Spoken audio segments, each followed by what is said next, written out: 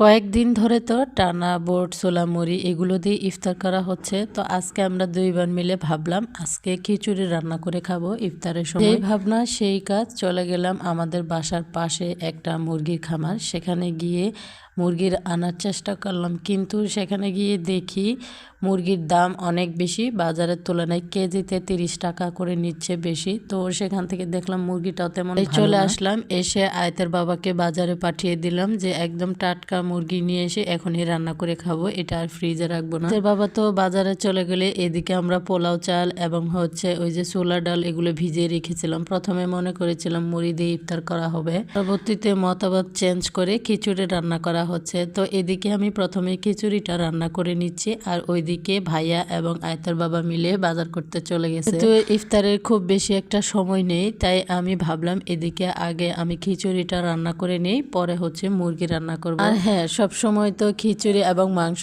একসাথে রান্না করা হয়, কিন্তু না, আজকে আমি আলাদাভাবে রান্না করব। তাই প্রথমে ডাল চাল এবং আলু দিয়ে ভুনা খিচুড়ি রান্না করে নিচ্ছি। ভুনা না, অবশ্য একদম ঝরঝরে খিচুড়ি রান্না করব এবং আলাদা করে মুরগির মাংস ভুনা করে। মুরগির মাংস ভুনা আমার কাছে খুবই ভালো লাগে খিচুড়ির সাথে খেতে। অনেকে আবার খিচুড়ির সাথে মাংস মিক্সড করে খেতে পছন্দ করে, তো আমার পছন্দ এইভাবে রান্না, তাই আজকে নিজের পছন্দের রান্নাটাই করে ফেললাম। তো আমি খিচুড়িটা রান্না করছি, আর ওইদিকে বোন অন্যান্য কাজ করছে। তো এই যে খিচুড়ির চালটা ভালো করে ভেজে নিয়েছি, এখন পানি দিয়ে দিলাম এবং সাথে দিয়ে দিচ্ছি কয়েকটা গোটা কাঁচামরিচ।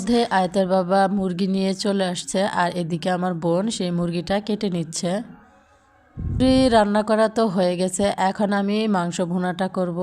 আমি প্রায় সময়ে এইভাবে আলাদা করে মাংস ভুনা করে খিচুড়ির সাথে খাই, যেটা আয়তের বাবা অনেক বেশি পছন্দ করে। আগে তো প্রায় এইভাবে রান্না করে খেতাম, এখন অনেক দিন ধরে এই রান্নাটা করা হয় না, তাই আজকে ভাবলাম এইভাবেই রান্নাটা করি। যাই হোক, মুরগি কাটা বাছা ধুয়ে নেওয়া হয়ে গেছে, এখন আমি মশলা কষিয়ে নিয়েছি। মশলার মধ্যে দিয়ে দিলাম মাংসগুলো, এখন ভালো করে রান্না করে নিব। তাড়াহুড়ার কারণে মাংসের ফুল ভিডিওটা নিতে পারি নাই। এখন আমি রান্না করছি কচু শাক, ইলিশ মাছ দিয়ে। মনে হয় আমার মতো প্রত্যেকে মাছ মাংস থেকে শাক ভর্তা কিংবা ভাজি এগুলো দিয়ে খেতে বেশি পছন্দ করে। আজকে আমি কচু শাক দিয়ে ইলিশ মাছ রান্না করব। তো মাছটা আমি ভালো করে মশলার সাথে কষিয়ে নিচ্ছি।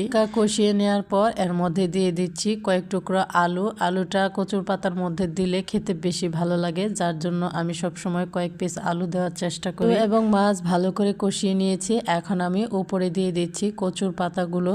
পাতাগুলো একদম ছোট ছোট ছিল, একদম পাতিলে দেওয়ার সাথেই গলে গেছে। খেতে এত বেশি মজা হয়েছিল, কি আর বলবো আপনাদের। হোক, সব রান্না বান্নাই কমপ্লিট, এখন শুধু খাবার পালা। তো ইফতারের সময় এই যে